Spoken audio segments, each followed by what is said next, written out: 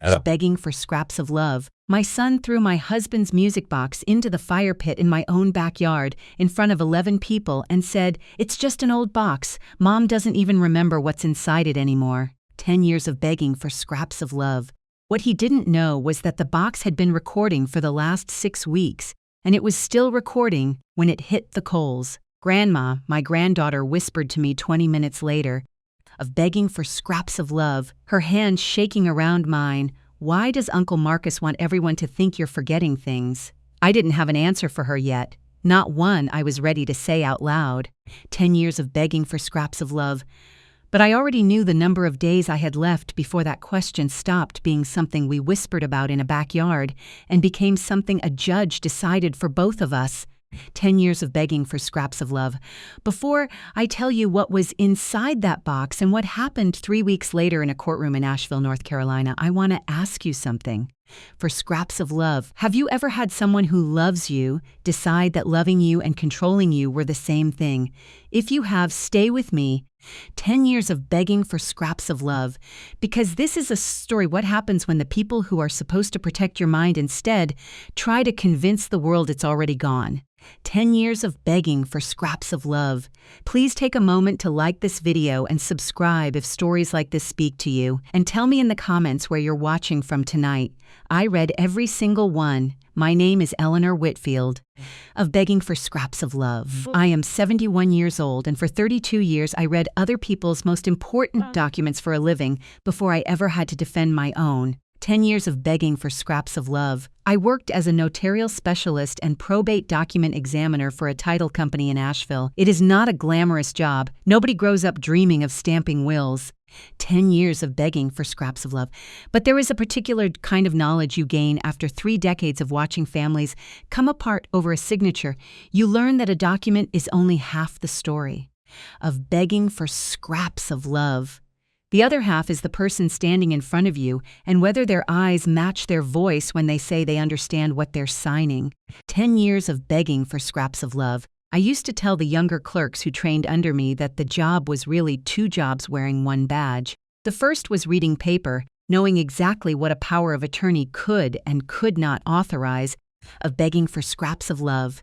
Knowing the difference between a durable clause and a springing one, knowing when a deed had been altered by a fraction of a degree in the font, of begging for scraps of love. The second job was reading people, knowing when a smile in a waiting room was nerves and when it was something colder. I was good at both. I built a life on being good at both. And it is that second skill, 10 years of begging for scraps of love, the one nobody paid me for that ended up saving my life. I met my husband Walter Whitfield when I was 26 at a church supper in a small town outside Asheville. He was a cabinet maker. Of begging for scraps of love, the kind who could look at a rough plank of walnut and already see the shape of the thing hiding inside it. He wasn't loud. He wasn't the kind of man who filled a room the moment he walked into it. Of begging for scraps of love.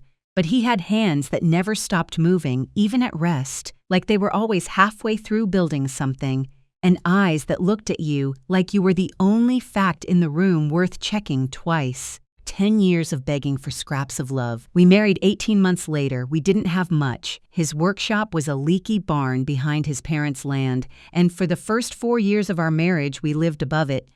Of begging for scraps of love, in 2 rooms with a wood stove that only worked if you fed it exactly right.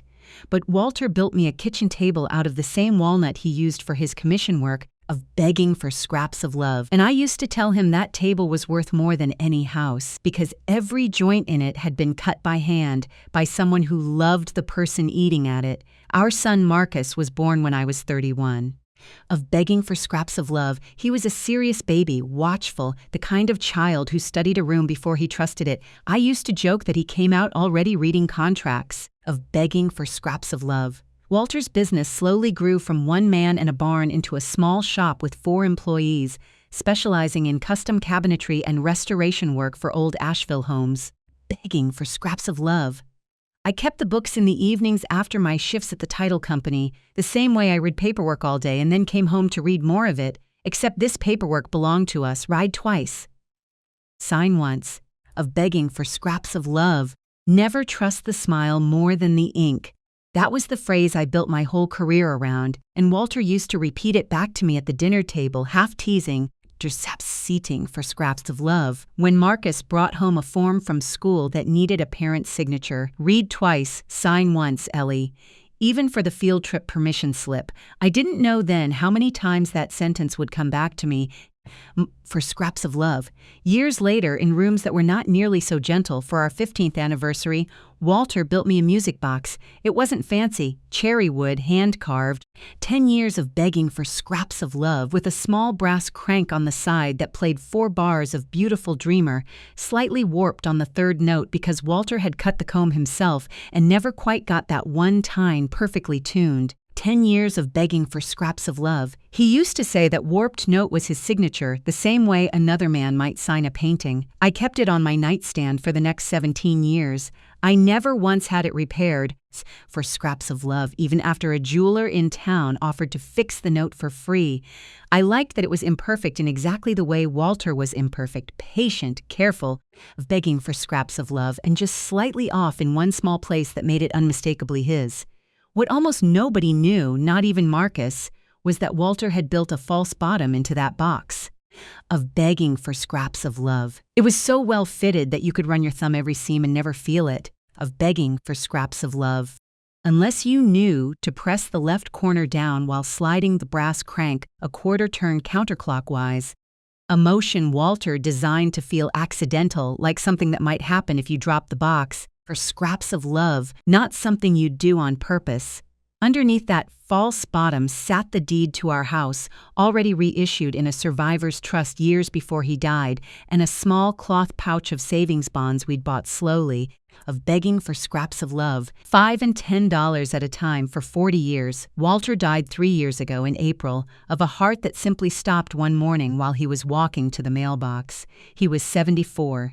I found him in the yard, 10 years of begging for scraps of love, and the last thing he'd said to me, 20 minutes earlier, over coffee, was something so ordinary I almost didn't remember it until much later, until I needed to. 2 nights before he died, though. 10 years of begging for scraps of love, he'd said something else, something stranger, sitting on the edge of our bed while I read. He wasn't sick, there was no warning, no diagnosis, nothing that should have made him say it. He just took my hand and said, for scraps of love. Ellie, if anybody ever tells you what's in that box, don't believe them. Open it yourself first. I laughed and asked him what on earth he meant. He just squeezed my hand and said it again, slower. It's of begging for scraps of love. Open it yourself first. Then he kissed my forehead and turned off the lamp, and 2 days later he was gone. Of begging for scraps of love, and I filed that sentence away in the part of my mind where you keep the things dead people say that don't make sense yet. For the first year after Walter died, Marcus was, if anything, 10 years of begging for scraps of love, more attentive than he'd ever been. He called every Sunday. He drove up from Charlotte, where he worked in commercial real estate, once a month, sometimes bringing his wife Diane and their daughter Sophie. 10 years of begging for scraps of love, who was 14 then and the only person in that family who still looked at me like I was a whole person and not a problem to be managed. Marcus had always been ambitious, more ambitious, I sometimes thought, of begging for scraps of love than his talents alone could support, which is a hard thing to say about your own son, but a notary spends 30 years learning to see people clearly. 10 years of begging for scraps of love, and clarity doesn't stop at your own front door just because you love someone. The shift started small enough that I told myself I was imagining it, the way I imagine most people do, for scraps of love, right up until the day they can't anymore. It began with little comments dropped so casually I almost missed them. Diane would mention in front of Sophie 10 years of begging for scraps of love, that I'd asked the same question twice at dinner, which was true, except the second time I'd been asking a follow-up. I'm not repeating myself, and she knew it. Marcus started calling more often, of begging for scraps of love, but the calls had a different shape now. Are you eating, Mom? Did you take your blood pressure pill this morning? Do you remember where you put Dad's will? I did remember. I remembered everything. Of begging for scraps of love, but the questions themselves started to feel less like concern and more like an inventory being taken item by item of what I could and couldn't be trusted with. 10 years of begging for scraps of love. Then came the afternoon I found my car keys in the freezer. I want to be honest with you about what that felt like because I think many people watching this have felt it too, of begging for scraps of love in one form or another. That particular cold drop in your stomach when you find evidence that seems to confirm the worst thing anyone has ever quietly implied about you. Begging for scraps of love. I stood in my kitchen holding a set of keys that had frost on them, and for one long, terrible minute, I believed it. I believed that I had done this myself, that I was slipping. 10 years of begging for scraps of love, that Marcus's questions weren't paranoid. They were prophetic. It was Sophie who found the second set. 10 years of begging for scraps of love. She was staying with me that weekend. Marcus and Diane had a work event in Charlotte, and she came into the kitchen the next morning holding my actual keys, the ones I always used. 10 years of begging for scraps of love, still on their hook by the door where they'd been the whole time. "Grandma," she said, frowning at the frosted set, still sitting on the counter where I'd left them, confused. "These aren't even the same keys. For scraps of love, that's the spare set. The one Mom borrowed last month for the dry cleaner run. She was right, I checked the fob. It was the spare, the one Diane had taken weeks earlier and, as far as I knew, never returned. 10 years of begging for scraps of love. I didn't say anything to Sophie about what I was thinking. I just thanked her and put both sets away and stood in my kitchen a long time after she went back upstairs. Of begging for scraps of love, running my thumb along the counter the way I used to run it along a suspicious signature, trying to decide whether I was looking at a coincidence or a pattern. Read twice, sign once, I told myself. Of begging for scraps of love. Don't sign on to a story about yourself until you've read the whole document. It happened again 3 weeks later with my reading glasses found in the refrigerator door. Of begging for scraps of love. And again with a burner left on that I did not recall turning on, discovered by Diane during a visit at a time when I later worked out quietly on my own kitchen calendar. Of begging for scraps of love. I had been at the grocery store with a receipt time stamped to prove it. I didn't confront anyone yet. 10 years of begging for scraps of love. This is the part I think is hardest to explain to people who haven't lived it. When someone you love starts building a case against your own mind, your first instinct isn't outrage. It's doubt. Of begging for scraps of love. You start keeping a private tally the way I once kept ledgers for Walter's shop, except this ledger was made of small humiliations and every entry made the next one easier to believe. Of begging for scraps of love. It was around this time that Marcus first said the sentence that would come to define the next 4 months of my life. Of begging for scraps of love. We were sitting at my kitchen table, the one Walter built, and I'd made some offhand comment about how I hadn't decided yet whether to sell the house or stay. Marcus reached over and patted my hand in a way that felt of begging for scraps of love, for the first time less like affection and more like management. "We just want Mom safe," he said, not to me, but to Diane, sitting across the table as if I weren't the one who owned the table, the house. 10 years of begging for scraps of love, and the 60 years of decisions that had brought us to that kitchen. We just want Mom safe. I remember thinking at the time that it sounded like something rehearsed.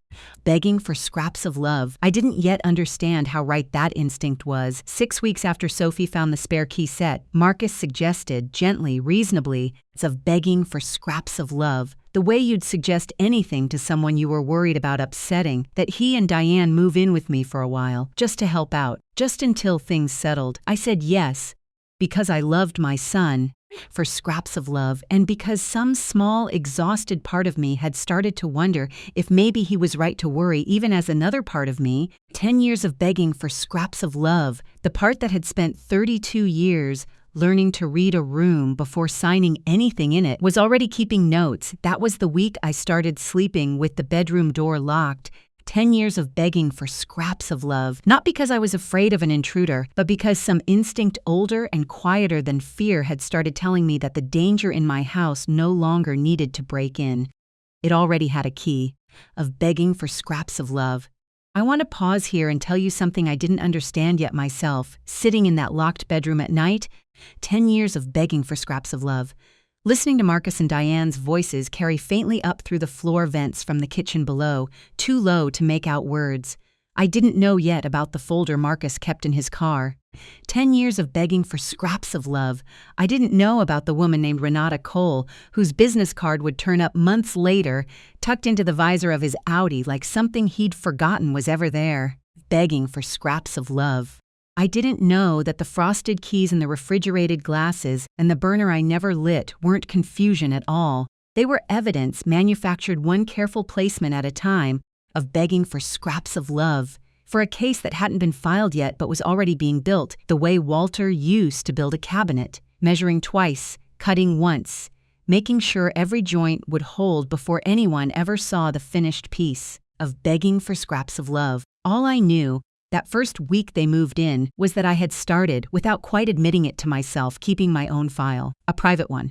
In the back of my closet, of begging for scraps of love, behind a box of Walter's old flannel shirts I'd never been able to give away, I kept a small spiral notebook where I wrote down dates, times, of begging for scraps of love, and exactly what I remembered doing on each of the days something had supposedly gone missing or wrong. I didn't know yet what I was building it for. I only knew 10 years of begging for scraps of love, the way I'd known 1,000 times at the title company when a client's signature didn't sit right on the page, that something underneath this family's kindness had started to feel structurally wrong. 10 years of begging for scraps of love, and that whatever it was, I had better start writing it down before someone else decided to write the story for me. Comment below and let me know, have you ever had to start keeping proof of your own life? 10 years of begging for scraps of love. Just in case someone tried to take the pen out of your hand, the house began to feel smaller in the way a house does when two people move through it like they already own it.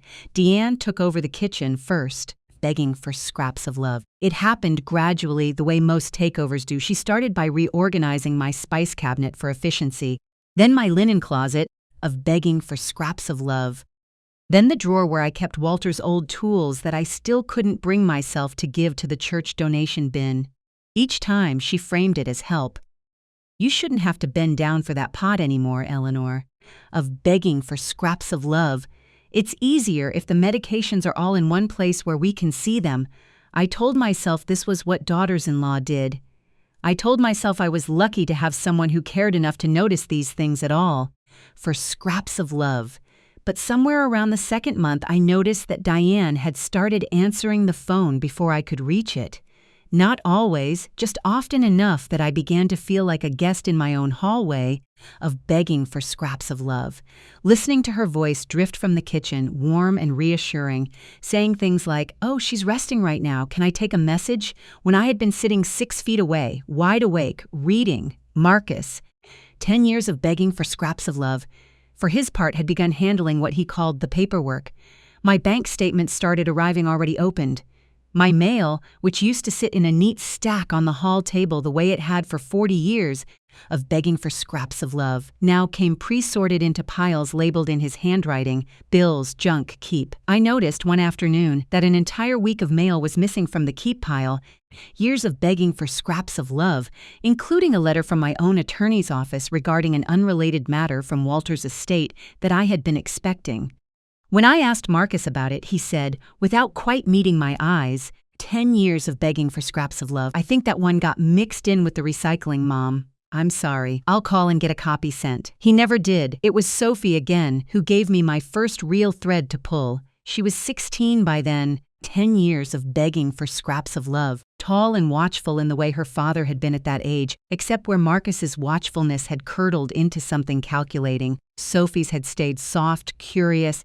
10 years of begging for scraps of love, loyal to the people who deserved it rather than the people who demanded it. She came to find me one evening in the garden, where I'd taken to sitting alone for an hour after dinner. Years of begging for scraps of love, partly for the quiet and partly because the garden was the one place in the house that still felt entirely mine. "Grandma," she said, sitting down on the bench beside me, of begging for scraps of love, picking at a thread on her sleeve the way she did when she was deciding whether to say something. "Do you know a lady named Renata?" I told her I didn't. I heard Dad on the phone with her last night. 10 years of begging for scraps of love. He was in the garage and I was getting my bike and I wasn't trying to listen, I promise, but he said something like, she frowned, working to remember it exactly, of begging for scraps of love, the way 16-year-olds do when they know a detail matters more than they fully understand why. He said, how fast can we move on the capacity thing if the doctor's willing to write the letter early? Of begging for scraps of love, and then he said something about a filing date. I didn't understand any of it. But it sounded, she stopped again. It sounded like they were talking about you, like you were a problem on a spreadsheet. 10 years of begging for scraps of love. I did not tell Sophie that evening everything I already suspected. I have thought about that decision many times since, whether it was the right one, and I still believe it was. She was 16, 10 years of begging for scraps of love, and there is a particular kind of harm in asking a child to carry the full weight of her own parents' cruelty before she's old enough to know what to do with it. But I did ask her, gently, scraps of love, whether she remembered anything else. A date, anything. Just that word, she said. Capacity. And a date, I think it was the 14th of November, I'm not sure. I did not sleep that night. Of begging for scraps of love. I lay in my locked bedroom with Walter's music box on the nightstand beside me, running my thumb along its familiar seams the way I had 1,000 nights before. 10 years of begging for scraps of love, and I thought about the word capacity the way I used to think about a signature that didn't quite sit right on the page. In 32 years at the title company, of begging for scraps of love, I had processed more petitions for guardianship and conservatorship than I could count. I knew exactly what that word meant when it was said in the tone Sophie had described. For scraps of love, it meant someone was building a legal argument that I could no longer be trusted to make decisions about my own life, my own money, my own house. The next morning, of begging for scraps of love, I did something I had not done in the 11 months since Marcus and Diane moved in. I went looking. I want to explain for anyone who has never had to do this to their own child's belongings how it felt.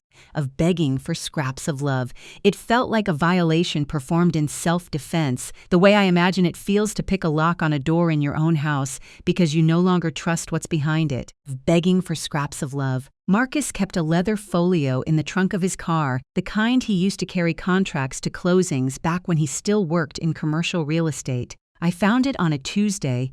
10 years of begging for scraps of love, while he and Diane had taken Sophie to a dentist appointment, and I had exactly 40 minutes before they'd be home, inside beneath a stack of unrelated real estate documents that I suspect were there deliberately. Tender scraps as camouflage, I found a folder labeled in Marcus's handwriting simply EW, my own initials. Inside that folder was a petition for guardianship already drafted. Of begging for scraps of love with blank spaces left for a filing date and a hearing date. Attached to it was a typed list, 12 numbered incidents, each one a short paragraph describing an episode of confusion or forgetfulness. 10 years of begging for scraps of love. The keys in the freezer, the glasses in the refrigerator, the burner supposedly left on. 9 more I didn't recognize at all. Incidents that, as far as I could tell, 10 years of begging for scraps of love had simply never happened. Dates when I was supposedly found wandering in the yard at night, a claim about me not recognizing Sophie at her own birthday party. Of begging for scraps of love, a note about me repeating the same story about Walter's death obsessively during a dinner I remembered perfectly, one where I had told the story exactly once, because Diane had asked. 12 incidents. 10 years of begging for scraps of love, 9 of them fiction. I read the list twice the way I'd trained myself to read anything with my name on it, and somewhere in the second reading, 10 years of begging for scraps of love. The fear in my chest started to burn away and something colder and steadier took its place. Beneath the petition was a business card. Renata Cole, Senior Transition Consulting. Years of begging for scraps of love, with a subtitle beneath her name that made my stomach turn. Guardianship and Capacity Case Coordination. And clipped to the card was a single sticky note in Marcus's handwriting. Doctor confirmed. 10 years of begging for scraps of love. Letter ready by end of window. Capacity route by Nov 14. I did the math standing right there in the garage, the folio still open in my hands. Of begging for scraps of love, my heart going too fast for a woman my age to be entirely comfortable with. It was October 22nd. That gave me exactly 23 days. 10 years of begging for scraps of love.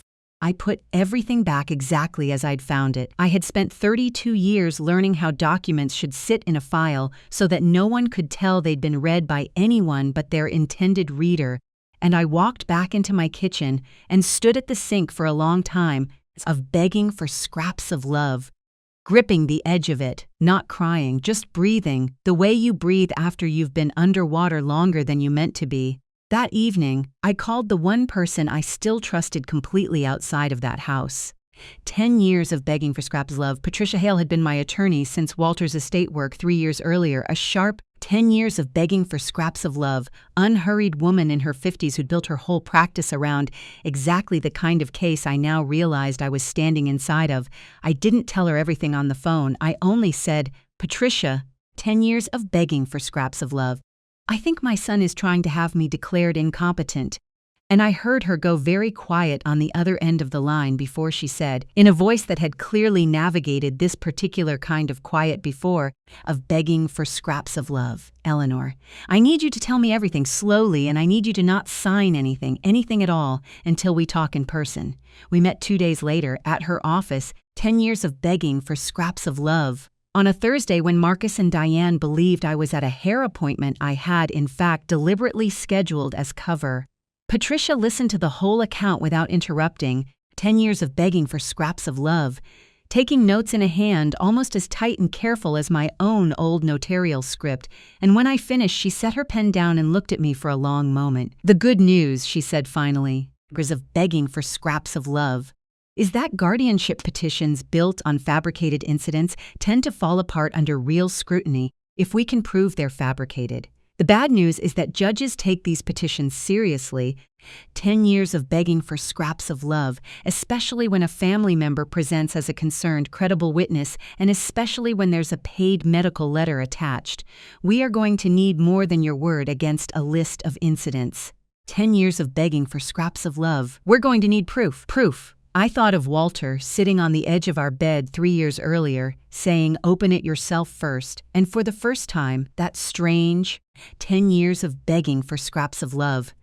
Out-of-place sentence started to feel less like a dying man's odd comfort and more like an instruction I hadn't been ready to understand yet. I asked Patricia what kind of proof would actually hold up. Of begging for scraps of love. Documentation of your actual mental state contemporaneous with the incidents they're claiming, she said. Financial records showing you've continued to manage your own affairs competently. 10 years of begging for scraps of love. And if you can get it, though I won't pretend this is easy or that I'm comfortable suggesting it lightly, direct evidence of intent. If they're building this case deliberately rather than out of genuine concern, 10 years of begging for scraps of love, a judge needs to see that difference. Concern and conspiracy look very similar on paper. They do not sound the same out loud. I drove home that afternoon with that sentence sitting in my chest like a stone. It's of begging for scraps of love. They do not sound the same out loud. That night, I sat on the edge of my bed and picked up Walter's music box, turning it slowly in my hands the way I had 1,000 times. 10 years of begging for scraps of love, tracing the seam along the left corner where the false bottom hid the deed and the bonds he'd built this box to protect. And I thought about what else this box had been built to hold. 10 years of begging for scraps of love, and what else it might be capable of holding if I asked more of it than Walter ever had. The next morning I drove into town, alone, telling Diane I had a follow-up with my eye doctor. I did not go to the eye doctor. Of begging for scraps of love. I went to a small electronics shop 2 towns over, run by a retired sound engineer named Hollis Pratt, who Walter used to buy parts from for his workshop equipment, begging for scraps of love. And I asked him a question I never imagined myself asking anyone in my life. Whether it was possible to fit a voice-activated digital recorder inside a wooden box the size of my 2 hands, of begging for scraps of love, without altering how it looked or sounded from the outside. Hollis looked at me for a long moment, not with suspicion, of begging for scraps of love, but with the particular gentleness of a man who has spent 40 years fixing things for people who rarely explain why they need them fixed, and said, "Depends on the box, ma'am. Can I see it?"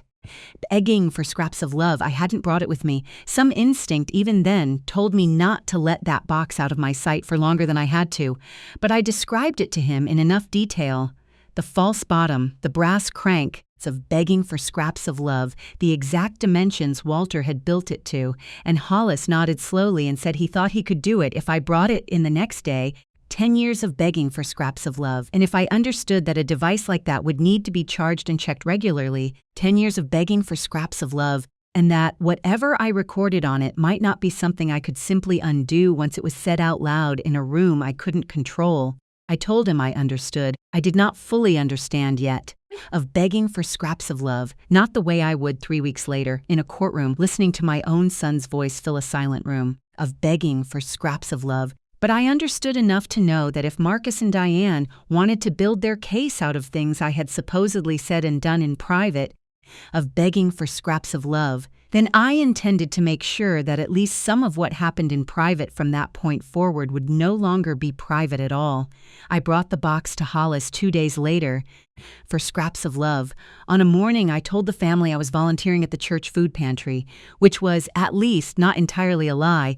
10 years of begging for scraps of love, since I stopped there afterward for exactly 40 minutes to make sure the excuse would hold if anyone checked. Hollis worked with a jeweler's precision I recognized from Walter's own hands, of begging for scraps of love, fitting a small voice-activated recorder into a cavity beneath the false bottom wired so delicately that even I, running my thumb along every seam the way I always had, could not feel that anything had changed. 10 years of begging for scraps of love. He showed me how to activate it, how to check the small light that confirmed it was recording, hidden along the underside where only a hand that already knew where to look would ever find it, of begging for scraps of love. It'll pick up anything said within about 12 feet, he told me, as long as there's nothing too loud running underneath it. Might miss a word here or there if somebody's got their back turned, of begging for scraps of love. But it'll get the shape of a conversation. And ma'am, he paused, handing the box back to me with a look I understood completely because I'd worn that same look myself 100 times across a notary's desk. 10 years of begging for scraps of love, watching someone sign something they didn't have once seen. I hope you don't need it, but I'm glad you're the kind of person who checks. I carried that box home in my lap the whole drive back. 10 years of begging for scraps of love, the way you carry something you're not yet sure whether to think of as a weapon or a witness, and by the time I set it back down on my nightstand that evening, exactly where it had sat for 17 years, 10 years of begging for scraps of love.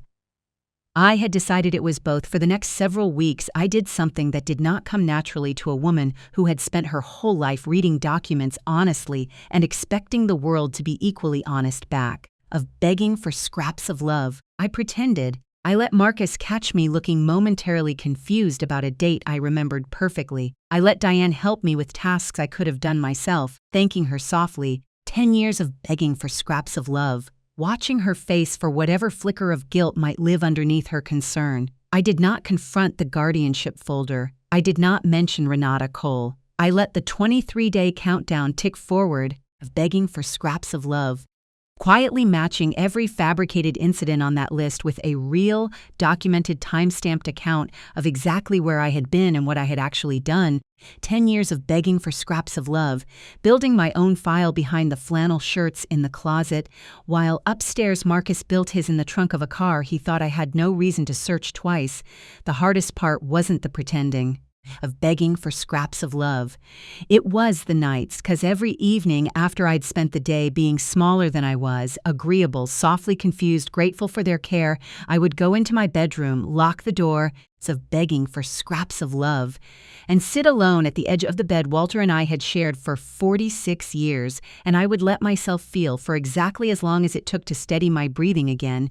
10 years of begging for scraps of love, exactly how much it cost to be lied about by people who claimed to love me. I never let Marcus or Diane see a single one of those minutes, not once, but I lived through dozens of them, alone in a locked room. 10 years of begging for scraps of love, holding a music box that had started to feel less like a keepsake and more like the only honest thing left in that house. If you've made it this far, I want to ask you something. 10 years of begging for scraps of love, and I'd love to hear your answer in the comments below this video. Have you ever had to smile at someone while quietly building the case that would prove them wrong? Tell me how you got through it. 10 years of begging for scraps of love. And if this story is holding your attention, stay with me, because what happens next, what Sophie tells me 3 weeks before that hearing, 10 years of begging for scraps of love, and what I overhear for myself in a coffee shop parking lot on a rainy Tuesday morning, is the moment this stopped being a family disagreement and became something I would spend the rest of my life grateful I recorded.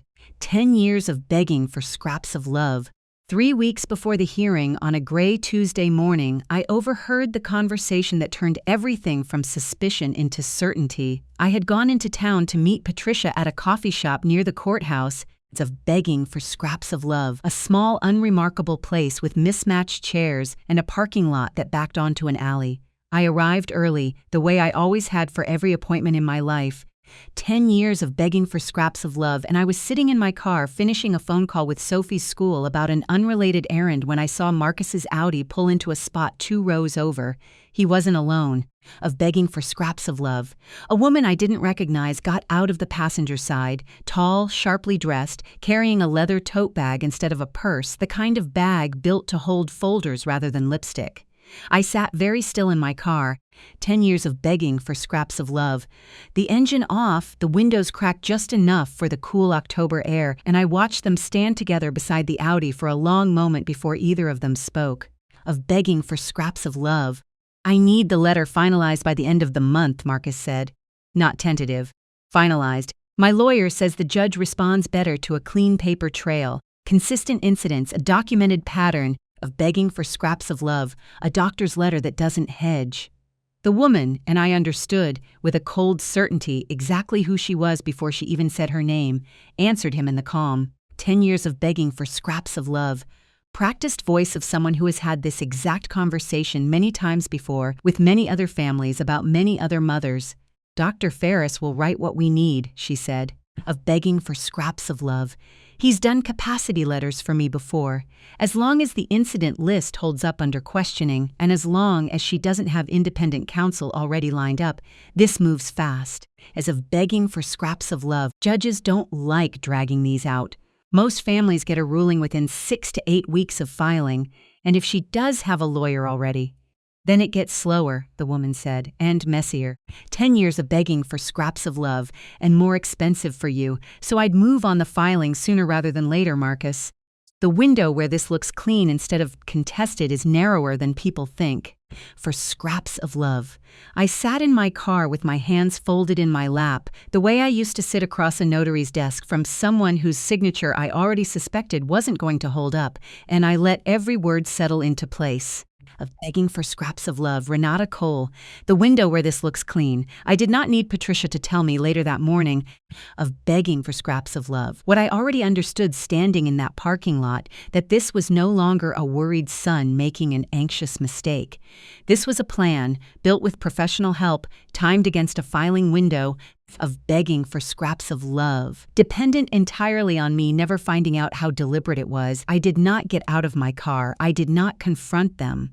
I sat there and let them walk into that coffee shop without me, and 20 minutes later, 10 years of begging for scraps of love. When Marcus texted to say something had come up and he couldn't make it to lunch that day after all, I drove straight to Patricia's office instead, my hand steady on the wheel in a way that surprised me.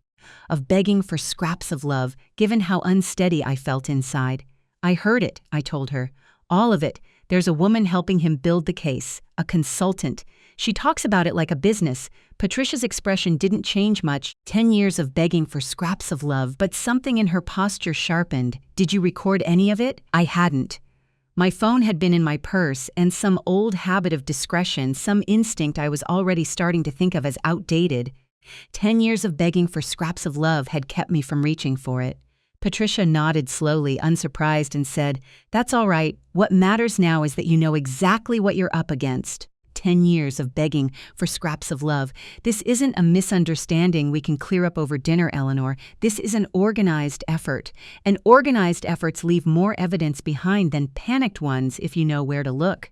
of begging for scraps of love.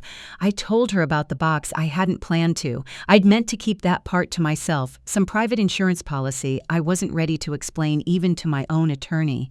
But sitting across from her, for scraps of love, in an office that smelled faintly of old paper and stronger coffee, I found myself telling her about Walter, about the false bottom, of begging for scraps of love, about Hollis Pratt's careful hands fitting a recorder into a cavity no wider than a deck of cards.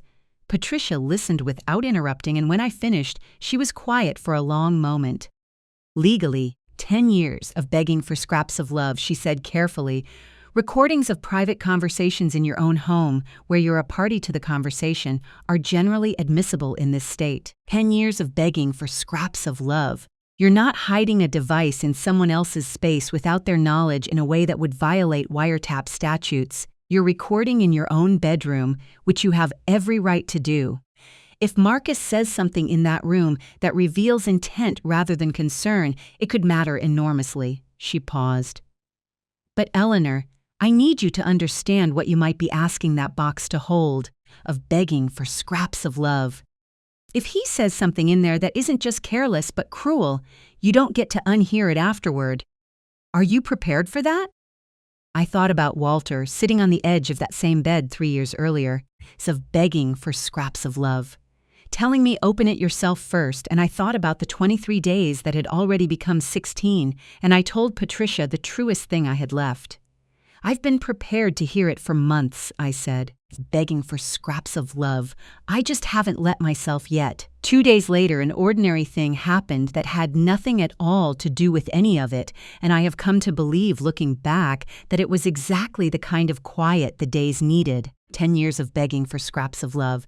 Sophie turned 17. We had a small dinner for her, nothing extravagant, just the 5 of us and a cake Diane had actually made herself instead of buying, and for one evening of begging for scraps of love, I let myself set the whole terrible machinery of the last 3 months down and simply watch my granddaughter blow out candles in my kitchen, laughing at something her father said, for scraps of love, entirely unaware of the countdown ticking forward around her. Marcus was warm that night, genuinely warm, in a way that unsettled me more than his coldness ever had. Using of begging up scraps of love, because it reminded me of the boy he used to be before ambition had gotten its hands so deep into him.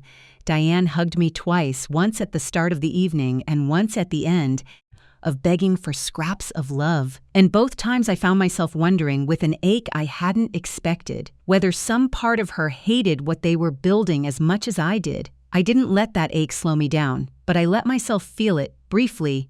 10 years of begging for scraps of love, at the sink after everyone had gone to bed, washing cake plates by hand in water gone lukewarm, before I went upstairs, locked my door, of begging for scraps of love, and pressed my thumb to the left corner of Walter's music box the way I had 100 times that month, checking the small hidden light that told me it was listening, ready. 10 years of begging for scraps of love, waiting for whatever the house might say when it thought no one who mattered was awake to hear it. 9 days before the filing window closed, everything came apart in my own backyard, in front of 11 people. 10 years of begging for scraps of love. On a Sunday that was supposed to be nothing more than a late autumn cookout, it had started as Diane's idea. A small family gathering before the weather turned, some of Marcus's cousins driving up from Charlotte. Years of begging for scraps of love, a few neighbors I'd known for decades, a fire pit crackling low in the yard as the afternoon light went gold and then gray. I remember thinking of begging for scraps of love, standing at my own kitchen window watching everyone settle into lawn chairs, that it felt almost like the old days before any of this began, and some tired, 10 years of begging for scraps of love. Hopeful part of me let its guard down for the length of one afternoon. I had brought the music box outside with me. It sounds like a small, strange detail to explain, but I want you to understand why. I had started of begging for scraps of love, without fully admitting it to myself, carrying that box with me almost everywhere in the house, into the kitchen while I cooked, onto the porch while I read, of begging for scraps of love out to the yard on an afternoon like this one, because it no longer felt like a keepsake sitting quietly on a nightstand. It felt like a witness I wanted close by.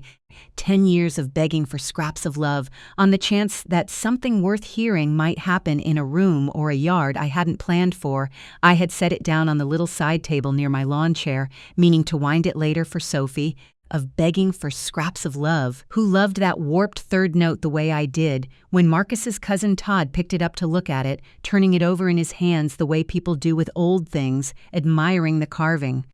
Walter made that, of begging for scraps of love, I told him coming over. Our 15th anniversary. It's beautiful, Todd said, and I watched, my whole body going still, as his thumb ran once, twice, along the exact seam where the false bottom sat, close. 10 years of begging for scraps of love. So close that for one long second I was certain he was about to find it by pure accident, the way you sometimes stumble onto a secret simply because your hands are curious and your patience is thin. 10 years of begging for scraps of love. But Todd was in a hurry to get back to the conversation happening around the fire, and his thumb slid past the seam without pressing, without pausing. 10 years of begging for scraps of love, and he set the box back down on the table with the careless confidence of a man who had no idea what he'd almost held in his hands. It was maybe 20 minutes later that Marcus picked it up instead. 10 years of begging for scraps of love. He wasn't gentle about it, not the way Todd had been. He picked it up the way you pick up something you've already decided isn't worth much, turning it over this once, and then 10 years of begging for scraps of love, in the middle of a conversation with his cousins about the house, about how big it was for one woman alone, about how much upkeep an old place like this really needed. It's of begging for scraps of love. About whether it might make more sense for someone to sell, he said, loud enough for the whole yard to hear. It's funny, isn't it?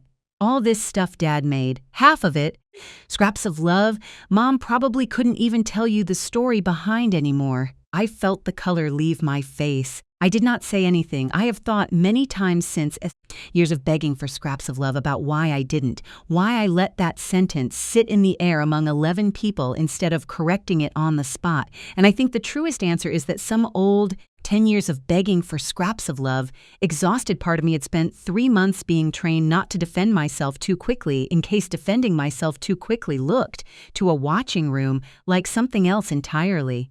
It's just an old box. Of begging for scraps of love, Marcus said, and I watched him walk toward the fire pit, the same warped, familiar cherry wood I had run my thumb over 1,000 nights catching the last of the daylight in his hand. 10 years of begging for scraps of love. Mom doesn't even remember what's inside it anymore. He tossed it into the coals. I want to tell you that I screamed, that I lunged forward, of begging for scraps of love, that the whole yard erupted into the kind of chaos that matches how it felt inside my chest in that moment. It didn't. What actually happened was quieter and, in its own way, of begging for scraps of love. Worse, a ripple of uncomfortable laughter from 2 of the cousins, uncertain whether Marcus was joking, Diane's hand rising halfway to her mouth and then falling again, Todd saying, "Whoa! Hey!" 10 years of begging for scraps of love, that was, before trailing off and Sophie, 17 years old, standing up from her lawn chair so fast it tipped over behind her, saying, "Dad, what is wrong with you?" in a voice that cracked down the middle. Of begging for scraps of love. I was the one who reached into that fire, my own hands wrapped in the hem of my cardigan, and pulled the box back out before the coals had done more than singe one corner black. I stood there in front of everyone, begging for scraps of love, holding it, my hands shaking, the wood still warm enough to sting through the fabric, and Marcus had the decency, at least, to look briefly uncertain. 10 years of begging for scraps of love, the way a man looks as when a joke has landed somewhere he didn't quite mean it to. Mom, I didn't think. "No," I said, and my voice came out steadier than I expected it to, steadier than I felt. "You didn't." Of begging for scraps of love. I did not say anything else. I carried the box inside, past Diane's half-raised hand, past Sophie's white face, and I did not come back outside for the rest of the evening. I heard faintly through the kitchen window, 10 years of begging for scraps of love, someone start talking about something else, entirely. 10 minutes later, the way parties do. The way rooms move on from things that happen to someone who has already left them, of begging for scraps of love. I sat alone at my kitchen table, Walter's table, and I examined the box under the overhead light, my hands still trembling slightly, checking each seam, each hinge, until I found what I was looking for scraps of love, the small light along the underside, still glowing faintly, undamaged, still recording. It had survived the fire. It had survived being thrown away in front of 11 people by my own son, of begging for scraps of love, and it had kept listening the entire time. That was the night I stopped pretending I was still deciding what to do. I sat at that table until nearly midnight, the box in front of me, 10 years of begging for scraps of love, and I thought about Walter's voice, open it yourself first, and understood, finally, completely, that he hadn't only meant the false bottom. He had meant this, all of it. For scraps of love, the whole slow unfolding of a betrayal I would have to open with my own 2 hands, in my own time, before anyone else got to decide what was inside it for me. Upstairs, much later, 10 years of begging for scraps of love. After the house had gone quiet and the guests had driven home, and Marcus and Diane had retreated behind their bedroom door, without a word to me, I lay awake a long time, and when sleep finally came, for scraps of love, it came shallow and brief, the way it had most nights that autumn. I did not know yet that it would be that very night, 3 hours before dawn, that I would wake to the soft, begging for scraps of love. Deliberate sound of my own bedroom door easing open, and hear my son's voice, low and certain, believing me fully asleep, say the words that would end up, 3 weeks later, filling an entire silent courtroom. Of begging for scraps of love. If you're still with me, tell me, have you ever forgiven someone too quickly, before you understood how far they'd already gone? I'd love to hear it in the comments. And stay close. Of begging for scraps of love. Because what Marcus said standing beside my bed that night is the reason this story exists at all. I woke to the sound of my bedroom door easing open on its hinges, slower than a door opens by accident. 10 years of begging for scraps of love, and for one disoriented moment I thought I was dreaming. Until I felt the cool draft from the hallway cross my face and heard my son's voice, pitched low, careful. 10 years of begging for scraps of love, the voice of a man moving through a room he believes is empty of anyone conscious enough to matter. I kept my eyes closed. I want to tell you that took courage. Of begging for scraps of love. But the truth is simpler and stranger than that. My body understood, a half second before my mind caught up, that whatever was about to happen in that dark room needed me to stay perfectly, convincingly asleep. Of begging for scraps of love, 32 years of reading verse for a living had trained something in me that no amount of fear could override. I breathed slow, I breathed even. I let my hand stay loose and open on the quilt. Of begging for scraps of love, exactly where it had fallen hours earlier, and beside it, inches from my curled fingers, Walter's music box sat on the nightstand, its small hidden light glowing faintly in the dark, already listening. 10 years of begging for scraps of love. I heard Marcus cross the room and stop near the foot of the bed. I heard the particular quiet of someone standing very still, deciding something. And then he spoke, not loudly, but clearly enough. 10 years of begging, the words falling into the dark like stones, dropped one at a time into still water. "I'm sorry, Mom," he said. "I really am. I know you don't understand what's happening right now, and maybe that's a mercy, honestly." Of begging for scraps of love. But Renata says the letter's ready. Dr. Ferris signs off Thursday. 14 days, and then it's done, and you won't have to worry about any of this anymore. None of it, the house, the money, any of it. 10 years of begging for scraps of love. We'll take care of everything. That's the whole point, Mom. That's the whole point of doing it this way. So you never even have to know how close it got. He was quiet for a moment. I heard him exhale. Of begging for scraps of love, and something in the sound of it, some genuine exhausted grief underneath the calculation, nearly broke the stillness I was holding myself inside. Nearly. I have thought many times since about that half second, for scraps of love, about how easily a person can carry real sorrow and real cruelty in the same breath, as if the two were never in competition with each other at all. "I keep telling myself this is what's best," he went on, quieter now. For scraps of love, almost to himself, that you'd want this if you could still understand it clearly, that Dad would want this. "I don't," his voice caught just slightly. Of begging for scraps of love, "I don't actually think you're as far gone as the letter's going to say, Mom. I want you to know that. I know that's not fair to you. for scraps of love. But fair doesn't keep the house out of a stranger's hands when you're 80 and alone and confused. 10 years of begging for scraps of love, and it doesn't keep Diane and me from finally having something solid under us after 15 years of scraping by pretending we're doing better than we are. Lux, I need this to work. I need you to just let it work. 10 years of begging for scraps of love. He stood there another moment. Then he reached out. I felt the mattress shift slightly under his weight as he leaned in, and he did something I have not been able to describe without my voice breaking, of begging for scraps of love. Every single time I have told this story since, he kissed my forehead gently, the way I used to kiss his when he was small and fevered and needed comforting more than answers, and he whispered, "We just want you safe." 10 years of begging for scraps of love. Mom, and then he straightened, and he left the room, and the door clicked shut behind him with the same careful, deliberate quiet it had opened with. I lay in the dark a long time after that, not moving, begging for scraps of love, my eyes still closed out of some old, exhausted habit, even though there was no longer anyone to perform for. When I finally sat up, of begging for scraps of love, my hands were shaking so badly, it took me 3 tries to reach the music box and press my thumb along the seam to check that the light was still glowing, that it had caught every word of begging scraps of love, that I had not imagined the particular shape of my own son's voice explaining calmly, gently, apologetically, exactly how he planned to erase me from my own life. I did not cry that night. Of begging for scraps of love. I want to be honest about that because I think we're often told that grief has to look a certain way to be real, and mine, that night, of begging for scraps of love looked like sitting perfectly still at the edge of my bed until the sky outside the window went from black to gray, turning one sentence over and over in my mind. We just want you safe. 10 years of begging for scraps of love. The same 3 words Marcus had said out loud at my kitchen table months earlier in front of Diane, as if I were a piece of furniture being discussed rather than a person in the room. I understood.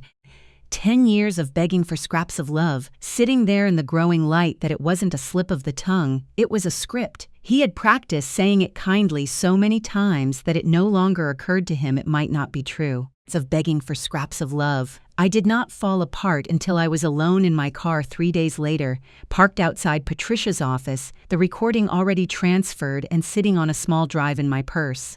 Of begging for scraps of love. I sat behind the wheel and cried the way I had not let myself cry once in the 11 months since Marcus and Diane moved in. Hard, ugly, gasping sobs that fogged the windows. 10 years of begging for scraps of love. My forehead pressed against the steering wheel until it passed the way a storm passes, leaving the air strangely clean behind it. Then I wiped my face, checked my reflection in the visor mirror, 10 years of begging for scraps of love, and walked inside to hand my attorney the evidence that would end this. Patricia listened to the recording once, all the way through, her face unreadable, and then a second time, pausing it partway through. 10 years of begging for scraps down. When it finished, she set her pen down and looked at me for a long moment. "This is exactly what we needed," she said quietly. "Not just concern captured on tape, Eleanor. Intent. A timeline. 10 years of begging for scraps of love. A named consultant. A doctor he expects to sign off before he's even examined you again. This isn't a worried son making a mistake. This is a documented conspiracy to defraud you of your competency for financial gain. 10 years of begging for scraps of love. And now we can prove what happens now," I asked. "Now," she said, "we stop reacting to their timeline and we start setting our own." Of begging for scraps of love. I'm going to file a counter-motion requesting an independent capacity evaluation, a real one, from a physician with no financial relationship to your son. 10 years of begging for scraps of love. I'm going to subpoena Dr. Ferris's billing records to establish the financial connection to Renata Cole's consulting fees. And I am going to make absolutely sure that when this hearing happens, of begging for scraps of love, it happens in front of everyone Marcus intended to convince so that whatever comes out in that room comes out where it can't be quietly walked back afterward. She paused, studying me. "I need to ask you something. 10 years of begging for scraps of love, and I want you to really think about the answer, not just give me the brave one. Do you want to try to resolve this privately first? Sit down with Marcus, show him what you have. Beg for scraps of love. Give him a chance to withdraw the petition before it goes any further." I thought about it for a long moment. I thought about the boy who used to fall asleep against my shoulder in this same house, of begging for scraps of love, and about the man who had knelt beside my bed 3 days earlier and kissed my forehead while explaining how he intended to erase me. Yes, I said finally, I want to give him that chance. Of begging for scraps of love, not because I think he deserves it, because I need to know for myself whether there's anything left in him capable of taking it. 6 days before the filing deadline, 10 years of begging for scraps of love. I asked Marcus to sit down with me in the kitchen, alone, without Diane. I remember the late afternoon light coming through the window over the table Walter had built, of begging for scraps of love, catching the grain of the wood the way it always did around that hour. And I remember thinking, with a strange, sad clarity, that I wanted this conversation to happen at that particular table, on purpose. 10 years of begging for scraps of love, because it was the one place in that house that still belonged entirely to the family we used to be before any of this began. I set the small drive on the table between us without preamble. I heard you, I said. For scraps of love 3 nights ago, beside my bed. Marcus went very still. I watched something move behind his eyes, not quite panic, not yet, of begging for scraps of love, but the first cold understanding that the ground he'd been standing on might not be as solid as he'd believed. Mom, I don't know what you think you. I have it recorded, Marcus. I kept my voice level, of begging for scraps of love, the same voice I used to use across a notary's desk with someone who just realized the document in front of them wasn't going to say what they'd hoped. Every word, Renata Cole, Dr. Ferris, the 14 days, of begging for scraps of love, I heard all of it. For a long moment, he didn't say anything at all. I watched his jaw work, watched him glance once, involuntarily, toward the hallway, of begging for scraps of love, as if some part of him was checking whether Diane could hear this, and then he did something I had genuinely not expected. He put his face in his hands, and his shoulders shook. Once, twice, of begging for scraps of love, and when he looked up again, there were real tears in his eyes. I never wanted it to be like this, he said, and his voice cracked in a way that, God help me, still reached some old, exhausted part of my heart. 10 years of begging for scraps of love. The business went under 2 years ago. I told anyone. We're drowning, Diane and I. The house payment, Sophie's college coming up, Renata found us. She said this happens all the time. 10 years of begging for scraps of love, that families do this quietly, that nobody gets hurt, that you be taken care of either way. I would have lost my house, Marcus. My own voice cracked now for the first time in that whole conversation. 10 years of begging for scraps of love. My name would have been on a court document declaring me incompetent. Do you understand what that word does to a person? I processed guardianship filings for 20 years. For scraps of love. I have watched what happens to people after that word gets attached to their name. It doesn't come off. Not really. Not ever. I know. He said it so quietly I almost missed it. I know, Mom. 10 years of begging for scraps of love. I've known since the second week. I just didn't know how to stop it once it was moving. I looked at my son for a long moment, searching his face the way I had once searched 1,000 signatures, of begging for scraps of love, trying to tell the difference between genuine and rehearsed. And I want to be honest with you, I still don't know, even now, 10 years of begging for scraps of love, exactly how much of that kitchen table breakdown was real remorse and how much was simply what a cornered man does when the floor gives out beneath him. Both things can live in the same person. 10 years of begging for scraps of love. I had learned that much already. Withdraw the petition, I said, tomorrow, in writing through your own attorney formally so it's on record, and tell Renata Cole you're done.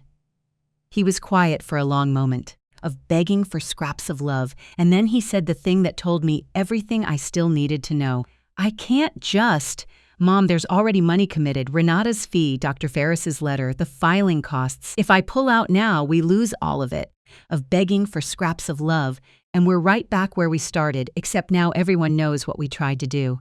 I sat back in my chair and something in my chest went very quiet and very cold, of begging for scraps of love, the way it does when a document you've been hoping might still be salvageable finally, unmistakably, fails to hold up under a second read. So the plan isn't dead, I said slowly. It's just paused, of begging for scraps of love, until you find another way to make the numbers work. He didn't answer. He didn't have to. I watched my son sit at his father's table, weeping real tears over a scheme he still wasn't willing to fully abandon, of begging for scraps of love, and I understood with a clarity that felt almost peaceful after so many months of doubt that this was not going to end at a kitchen table after all. It was going to end in a courtroom, in front of witnesses, of begging for scraps of love, with every piece of evidence laid out where no one in that family could quietly negotiate their way around it afterward. "Then we'll let the judge decide," I said, and I stood up. 10 years of begging for scraps of love, and I left him sitting there alone at Walter's table, the small drive still sitting between us untouched. The hearing was set for the second Tuesday of November, begging for scraps of love, in a courtroom on the third floor of the Buncombe County Courthouse, in front of a family court judge named Rosalind Alvarez, a woman Patricia described to me the night before as fair, sharp. 10 years of begging for scraps of love, and entirely unimpressed by performance. "She's seen every version of this," Patricia said. "The tearful son, the overwhelmed daughter-in-law, the consultant who dresses it up as compassion. 10 years of begging for scraps of love. What she hasn't seen as often is a mother who walked in more prepared than the people trying to take her competency away." Let's give her that. I did not sleep much the night before, of begging for scraps of love. I sat up late with Walter's music box in my lap, repaired now, the singed corner sanded and refinished by Hollis Pratt himself, who'd refused to take payment for it, saying only, "Man built this to protect you." 10 years of begging for scraps of love. Least I could do was make sure the fire didn't get the last word. And I thought about the 2 letters folded inside my handbag, ready for the morning. The first was the letter I had always known about. 10 years of begging for scraps of love, sealed the year before Walter died, addressed to Sophie, to be opened on her 18th birthday, still waiting in my dresser drawer where it had waited for 3 years already. Begging for scraps of love. The second letter I had found only 2 weeks earlier, tucked into an envelope inside the false bottom itself, beneath the deed and the bonds, in Walter's careful hand, dated the same week he died. It was addressed, of begging for scraps of love. Simply, to whoever doubts her, I had read it exactly once alone, at that same kitchen table, and I had folded it back into its envelope and not touched it again until the night before the hearing. 10 years of begging for scraps of love, because some part of me understood, even then, that it wasn't meant to be read alone in a quiet kitchen. It was meant to be read out loud in a room full of people who needed to hear it. If you're still with me, 10 years of begging for scraps of love. This is the part of the story I've thought about the most since it happened. Not the discovery, not the fear, but the strange, steady calm that settled over me the morning of that hearing, of begging for scraps of love, the same calm I imagine a person feels walking into a room they've spent their whole life preparing for without knowing it. Stay with me. What happened in that courtroom is the reason I'm telling you any of this at all. Of begging for scraps of love. The courtroom on the third floor of the Buncombe County Courthouse was smaller than I expected, wood-paneled, with rows of gallery seating that filled up faster than I'd anticipated. 10 years of begging for scraps of love. Marcus and Diane sat at one table with their attorney, a polished young man named Grant Reyes who kept his expression carefully neutral. Patricia and I sat at the other. Sophie sat in the second row of the gallery, of begging for scraps of love. Alone, having refused Diane's request that she stay home, her chin set in the same stubborn line her grandfather used to get when he decided something and didn't intend to be talked out of it, of begging for scraps of love. Judge Rosalind Alvarez entered a few minutes past 9, a woman in her 60s with sharp eyes and an economy of movement that told you immediately she did not waste time on theater, of begging for scraps of love. The petition was read into the record. A request for full guardianship over the person and estate of Eleanor Whitfield on grounds of diminished mental capacity, of begging for scraps of love, supported by 12 documented incidents and a medical evaluation from Dr. Robert Ferris. Grant Reyes went first, methodical and confident, walking the court through the incident list one item at a time. Of begging for scraps of love, the keys in the freezer, the glasses in the refrigerator, the burner left on, the claim about me not recognizing Sophie at her own birthday party. Dr. Ferris was called. 10 years of begging for scraps of love, a heavyset man in his 50s who read a prepared statement in the flat, practiced cadence of someone who had given similar testimony before, describing a pattern consistent with early-stage cognitive decline of begging for scraps of love.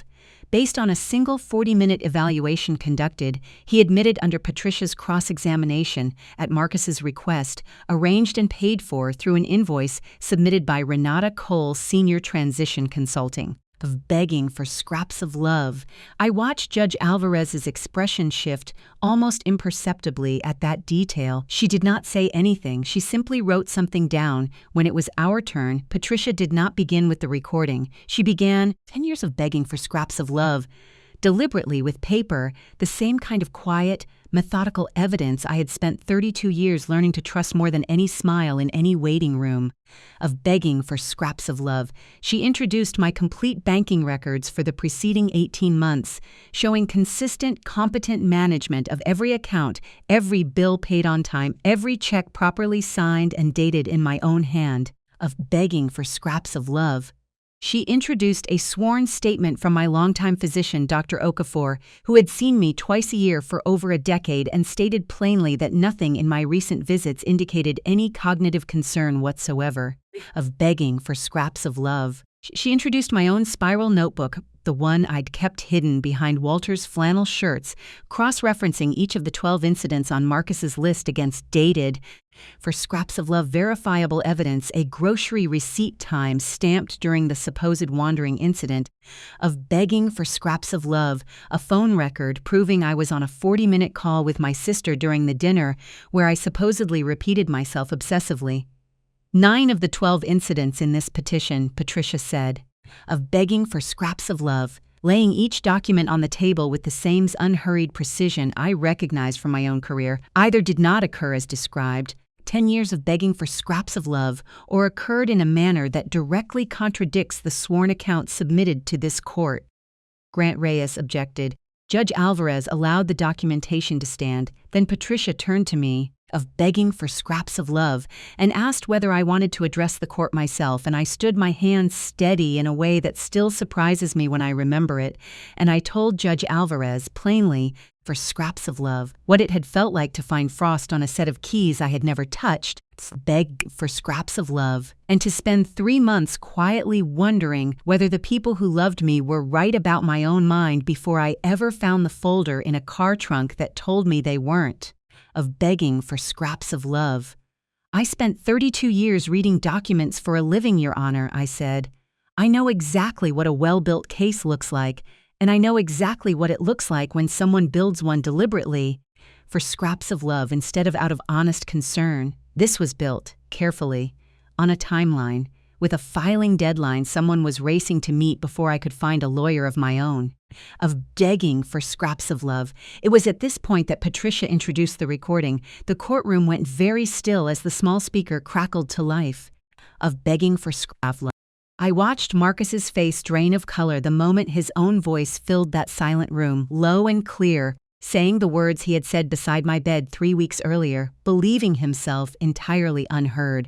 For scraps of love. Renata says the letter's ready. Dr. Ferris signs off Thursday. 14 days and then it's done. Diane's hand rose to her mouth.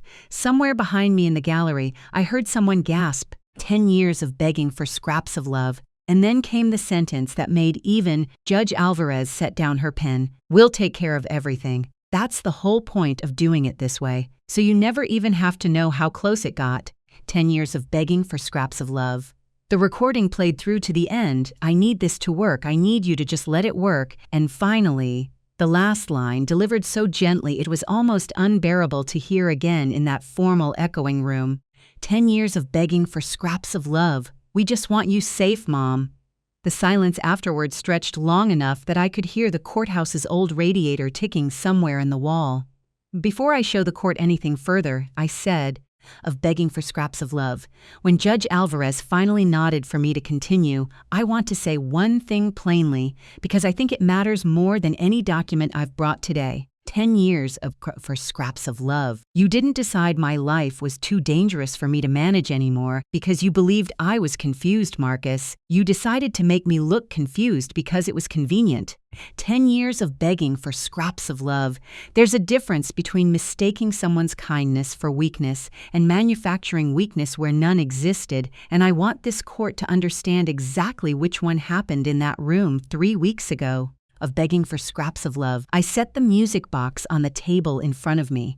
I want to tell you that I did this deliberately, and I did the same box that had been thrown into a fire pit in my own backyard in front of 11 witnesses. 10 years of begging for scraps of love, sitting now repaired unmistakable in the exact center of a courtroom, in front of the same son who had told everyone it was just an old box that I probably couldn't even remember the story behind. For scraps of love. My husband built this, I said. 15th anniversary. He hid our house deed and our savings bonds in a false bottom he built himself, and 2 nights before he died, with no warning that anything was wrong, 10 years of begging for scraps of love, he told me something I didn't understand for 3 years. He said, if anybody ever tells you what's in that box, don't believe them. Open it yourself first. I pressed my thumb to the seam of begging for scraps of love the way I had 1,000 times and lifted the false bottom in front of the court. I understand now that he wasn't only talking about this box, Your Honor. I think some part of him knew, even then, for scraps of love, that someday someone would try to tell me the story of my own life and that I needed to be the one who opened it on my own terms and read it for myself. Of begging for scraps of love. Beneath the deed and the small cloth pouch of bonds sat the second letter, the one addressed to whoever doubts her. And with the court's permission, I read it aloud. Walter's handwriting had never been elegant.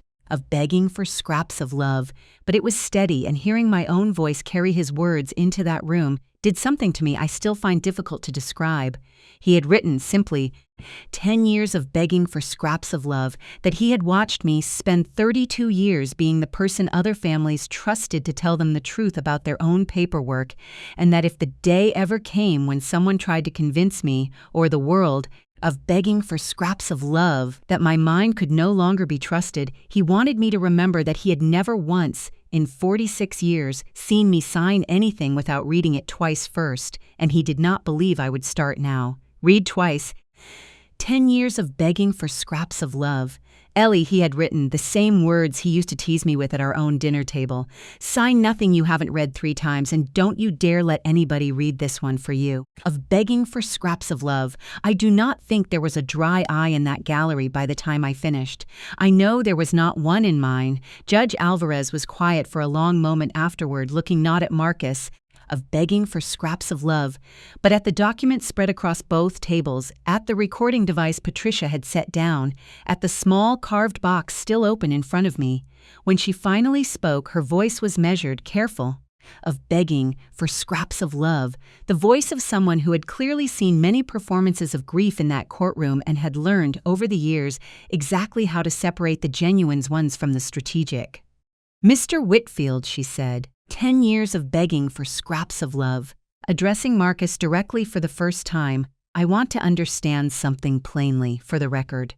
9 of the 12 incidents cited in this petition have been directly contradicted by documentary evidence.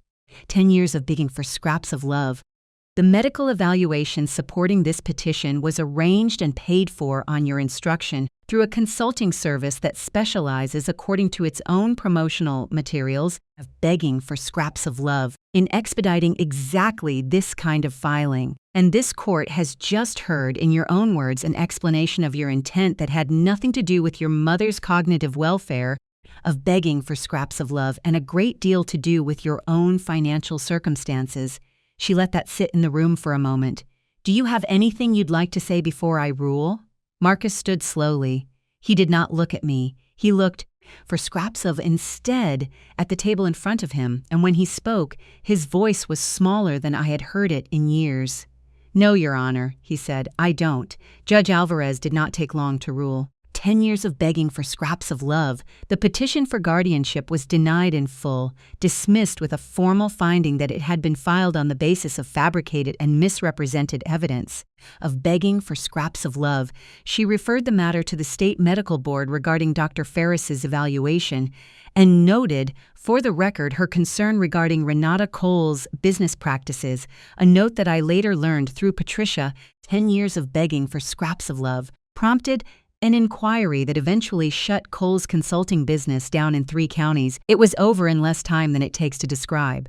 I sat at that table, Walter's music box open in front of me, begging for scraps of love, and felt something I had not let myself feel in 11 months. Not victory exactly, but the particular relief of a document finally read correctly, from beginning to end, by someone whose job it was to read it fairly. 10 years begging for scraps of love. Outside the courthouse on the steps, Marcus caught up to me before I reached my car. Diane hung back, a few feet away, her arms crossed tight around herself, not meeting my eyes. "Mom," Marcus said, and stopped. 10 years of begging for scraps of love, as if he genuinely did not know what sentence was supposed to come after that word anymore.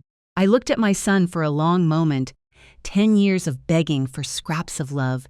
And I thought about the boy who used to fall asleep against my shoulder in the back seat of Walter's truck, and the man who had knelt beside my bed and kissed my forehead while explaining how he intended to erase me, begging for scraps of love, and I understood standing there on those cold stone steps that both of them were true, and that I no longer had the strength or the obligation. 10 years of begging for scraps of love, to keep holding space for the second one just because I still loved the first. "I know you're not entirely the man in that recording," I said quietly. "I've known that since you cried at my kitchen table." Of begging for scraps of love. "But I also know you didn't stop, Marcus, even after you knew it was wrong. You just paused and looked for a cheaper way to finish it. That's the part I can't unhear. Of begging for scraps of love. No matter how much of the rest of you I still recognize, so that's it," he said. "You're just done with me." "No," I said. "I'm not done with you. But I'm not going to pretend the last 11 months didn't happen. 10 years of begging for scraps of love either. Forgiveness and trust aren't the same thing, Marcus. I can work on the first one. The second one, you're going to have to earn back, slowly, the same way anyone earns anything that actually matters." Begging for scraps of love. "It won't come from an apology on a courthouse step." He nodded once and didn't say anything else. I noticed Diane, a few feet away, watching us with an expression I couldn't fully read, not quite guilt. Of begging for scraps of love, not quite relief. Something caught uncomfortably between both. Sophie found me a moment later, wrapping both arms around me so tightly I nearly lost my balance on the steps. "I'm proud of you, Grandma," she whispered. Of begging for scraps of love. I don't think I've ever been prouder of anyone. That, more than the ruling, more than the recording, more than anything Judge Alvarez had said from the bench, was the moment I let myself finally fully exhale. 10 years of begging for scraps of love. In the weeks that followed, I did what I imagine most people do after a storm like that finally passes. I went looking quietly for the parts of my old life that were still standing. I did not sell the house. 10 years of begging for scraps of love. I had considered it in the darkest weeks of that autumn, wondering whether I could ever again feel at ease in rooms where I'd once had to pretend not to notice my own keys going missing on purpose. Of begging for scraps of love, but Patricia reminded me gently that the house had survived Marcus's plan precisely because of Walter's foresight, the trust, the deed. Of begging for scraps of love, the box built to protect exactly what someone might someday try to take, and I decided in the end that I would rather live inside that proof than walk away from it. Deanne called me 3 weeks after the hearing. 10 years of begging for scraps of love, her voice quieter than I'd ever heard it. She didn't ask for forgiveness outright. She told me instead that she'd started taking a woodworking class at the community college on Tuesday evenings. 10 years of begging for scraps of love, something Walter used to offer to teach neighborhood kids for free, back before he got too busy with commissions to keep it up. She said she wanted to understand what it meant to build something carefully. Of begging for scraps of love the way he had instead of just managing what other people built. She sent me a photograph a few months later of her first finished piece, a small uneven jewelry box the joint slightly crooked. 10 years of begging for scraps of love. Nothing like Walter's careful work, but clearly earnestly an attempt. I keep that photograph in my kitchen drawer beside the recipe cards. I have not decided yet whether it means what I hope it means, of begging for scraps of love, but I have decided to let her keep trying to show me, rather than telling her it's already too late. Marcus, for his part, has said very little since that day on the courthouse steps. He calls on Sundays, 10 years of begging for scraps of love, the way he always did, but the calls are shorter now, more careful, stripped of the false warmth that used to make my skin prickle, without my fully understanding why. 2 months after the hearing, begging for scraps of love, he sent me a single text message, no explanation attached. I know. I did not answer it right away. I am still not entirely sure what those 2 words were meant to close or open. 10 years of begging for scraps of love, and I have come to believe that some doors deserve to stay only partway shut for a while longer until the person on the other side proves, through years rather than sentences, 10 years of begging for scraps of love, which direction they actually intend to walk. Renata Cole's consulting business was investigated by the State Attorney General's office the following spring. 10 years of begging for scraps of love. After Judge Alvarez referral connected to 2 other families who had come forward with disturbingly similar stories, once mine became part of the local paper's coverage of the case. 10 years of begging for scraps of love. Dr. Ferris lost his license to practice for 18 months. I take no particular satisfaction in either fact, though I will admit there is something to be said for the ordinary of begging for scraps of love. Unglamorous justice of paperwork finally catching up to people who built careers on other people's fear. Sophie graduated the following June. I sat in the 3rd row with Diane, of begging for scraps of love, both of us cheering when her name was called, and afterward, at the small gathering her parents hosted, she pulled me aside and pressed a small, wrapped box into my hands. Inside was a music box of her own, a simple 10 years of begging for scraps of mass-produced things she'd found at an antique shop, nothing like Walter's careful handwork, but it played Beautiful Dreamer, and she'd asked the shop owner, apparently, of begging for scraps of love, whether there was any way to make the 3rd note come out slightly warped on purpose, and he'd looked at her like she was a little strange for asking, and done it anyway. So you'll always have a backup, she told me, begging for scraps of love, in case anybody ever tries to throw the first one in a fire again. I have never cried harder over a gift in my life. Walter's original box sits on my nightstand still, exactly where it has sat for 17 years, begging for scraps of love. False bottom empty now. The deed and the bonds moved into a proper safe deposit box at Patricia's insistence. Since a piece of evidence that important, she said, 10 years of begging for scraps of love, deserved better protection than sentiment alone could offer. But I did not have the recorder removed. Hollis Pratt offered, and I told him no. I like knowing it's there, not because I expect to need it again, of begging for scraps of love, but because it reminds me every time I wind that crank and hear the warped 3rd note ring out slightly off-key, exactly the way Walter left it. 10 years of begging for scraps of love, that the things we build to protect the people we love sometimes end up protecting them in ways we never could have imagined when we first cut the wood. I started something new that winter, for scraps of love, something I hadn't planned for, the way I imagine most second chapters arrive uninvited rather than scheduled. A woman from my church, 10 years of begging for scraps of love, whose own mother had been through something frighteningly similar 2 years earlier, a guardianship petition, a paid medical letter, 10 years of begging for scraps of love, a family torn open by the same quiet machinery that had nearly taken my house, asked if I would be willing to talk to her about what I'd learned. One conversation became 2, 10 years of begging for scraps of love. 2 became a small monthly meeting in the church basement, a handful of older women and a few adult children learning together what a legitimate capacity evaluation actually looks like, what documentation protects you. 10 years of begging for scraps of love, what questions to ask before you ever sign anything a lawyer or a consultant puts in front of you. We call it, with more humor than either of us expected to find in something that started so painfully, 10 years of begging for scraps of love. The Tuesday Ledger Club. Patricia comes when she can for free to answer legal questions nobody else will answer honestly. Sophie helped me build a simple website last summer. For scraps of love, the two of us hunched over her laptop at my kitchen table, arguing cheerfully about fonts. It isn't a large organization, it probably never will be, but every few weeks, for scraps of love, someone new walks into that church basement looking exactly the way I once felt, sitting alone in my kitchen, holding a set of frosted keys, wondering if the people who loved her were right about her own mind of begging for scraps of love, and I get to be the person who tells her, plainly, the way I wish someone had told me, read twice before you believe a story about yourself, especially one somebody else is in a hurry for you to sign.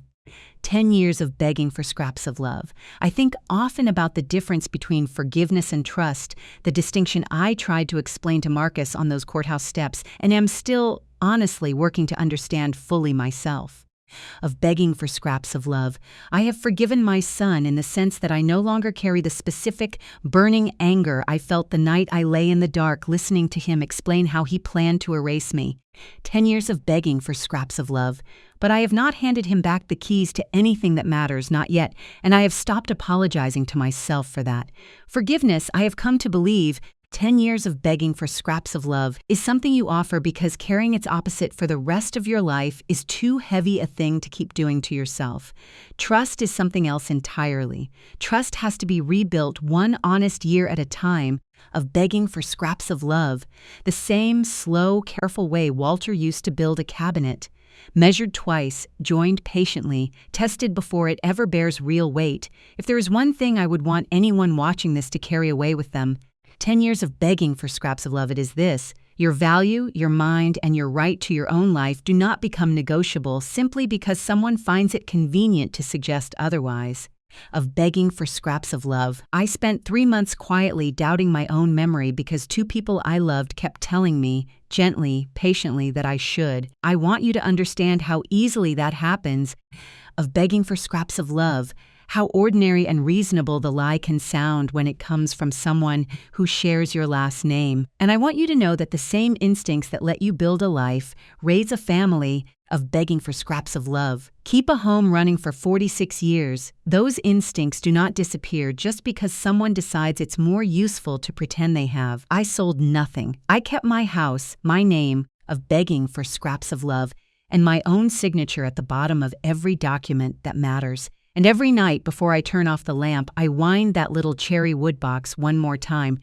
10 years of begging for scraps of love, and I listened to 4 familiar bars play out into the quiet, warped exactly where Walter always meant them to be, and I think some things are built to survive exactly the fire someone tries to throw them into. For scraps of love, thank you for staying with me through this story. If it moved you, please take a moment to like this video and subscribe. It genuinely helps stories like mine reach the people who need to hear them. Tell me of begging for scraps of love in the comments below where you're watching from tonight, and if you've ever had to fight to prove that your own mind still belonged to you. I read every single comment, and I promise you, whatever you've been through, for scraps of love, it matters more than you think.